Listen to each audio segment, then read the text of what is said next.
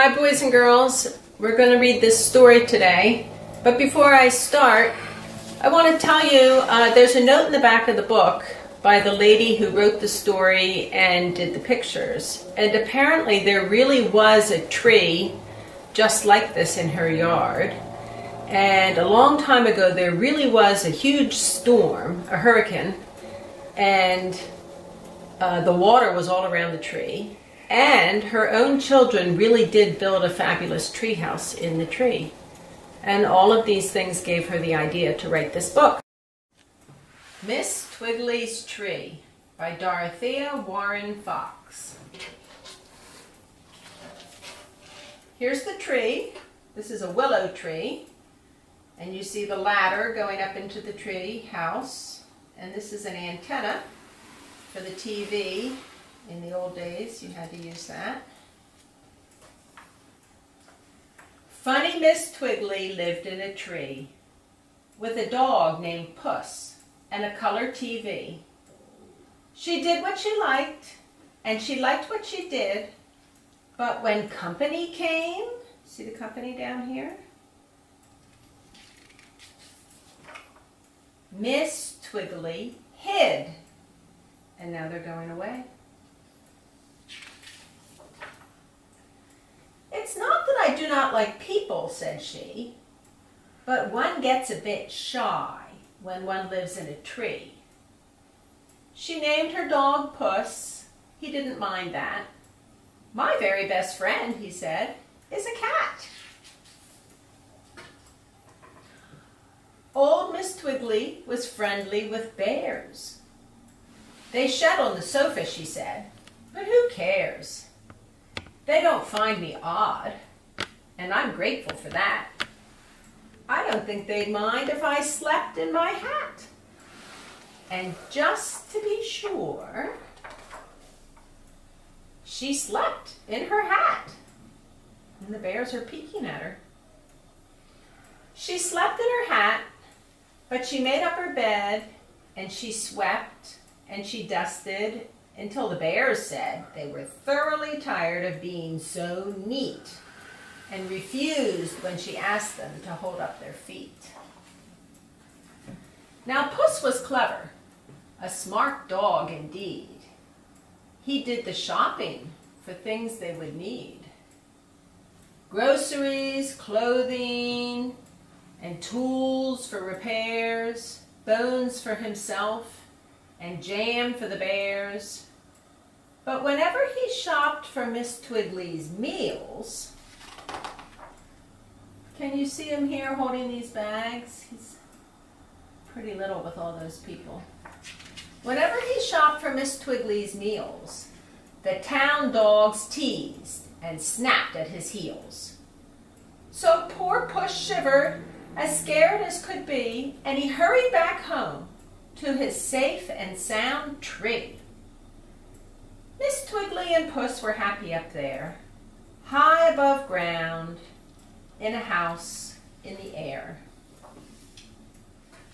Simply disgraceful, said people in town, to live in a tree and never come down.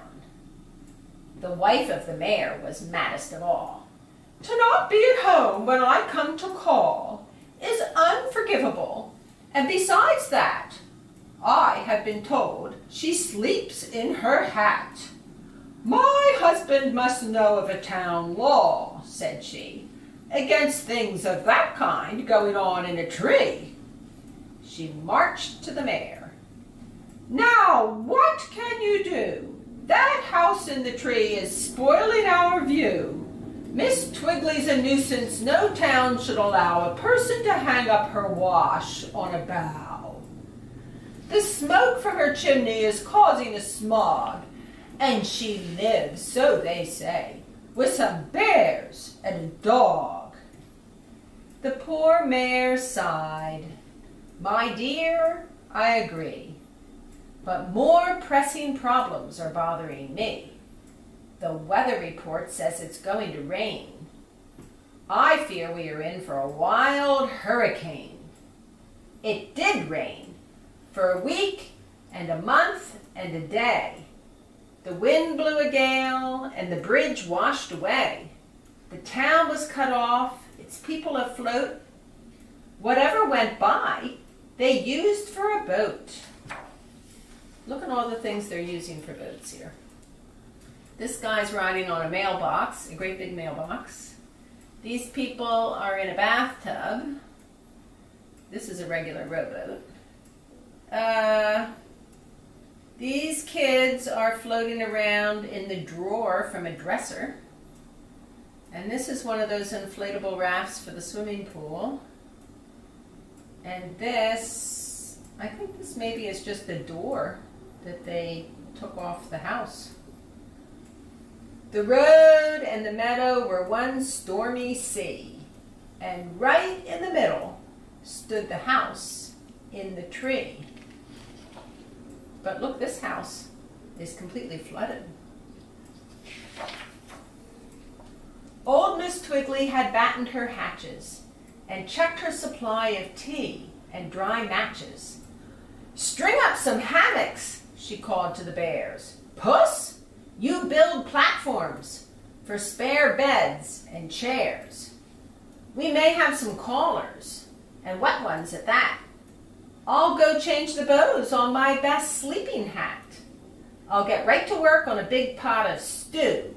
To be sure there'll be plenty to feed quite a few." She put on the kettle and buttered some bread. "Now, let them all come, I'm ready," she said. "They're coming," called Puss, who perched way up high, holding a spyglass close to his eye. "Ahoy!" called the mayor.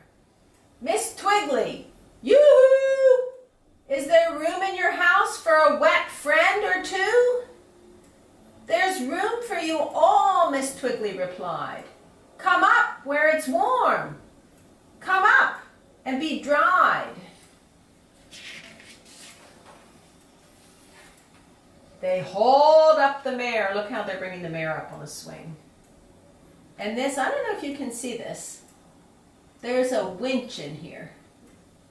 And it must be this bear is making the handle go around and around and pulling this girl up, up, up. They hauled up the mare and the chief of police and sweet Trudy Wilmot, the grocery man's niece. Pigs came in their trough. A wet mother cat arrived with her kittens aboard a straw hat. And look at Puss. He's got his fishing rod and he's catching this mother cat and her kittens. The dogs of the town came swimming right up, big dogs and small dogs and one frisky pup. But plump Mrs. Honk was afraid of the stairs. And little Joe Pettibone didn't like bears. "Don't fret, Mrs. Honk," Miss Twiggley said. "You won't mind the height when you're tucked into bed. And Joe, my big bears are as tame as can be. They don't spill a crumb when I ask them to tea." So there's Joe, and here's Mrs. Honk trying to go up the stairs. In the very last boat, bedraggled and wet, was the wife of the mayor, looking upset. She felt so ashamed of the words she had said when her hostess declared, "I've fixed you my bed." Miss Twiggley's new friends were cozy and warm, sheltered and fed, and out of the storm. Did you hear my clock chiming in my house? We have a grandfather clock. Though the wind made the rain go splittery splat, the mayor's wife slept, safe and sound, in the hat. This red thing in the bed, you might not know about this. This is called a hot water bottle.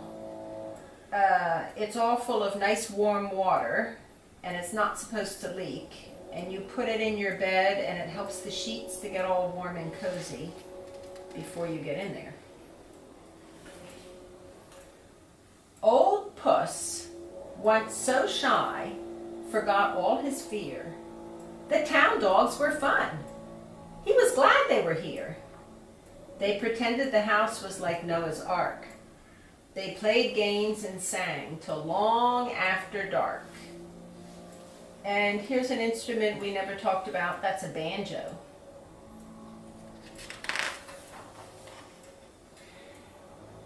Now the townsfolk were glad, just as pleased as could be, that funny Miss Twiggley lived in a tree.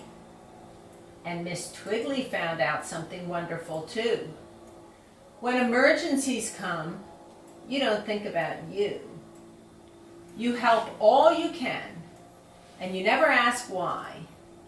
Then the first thing you know, you forget to be shy. And that's the end.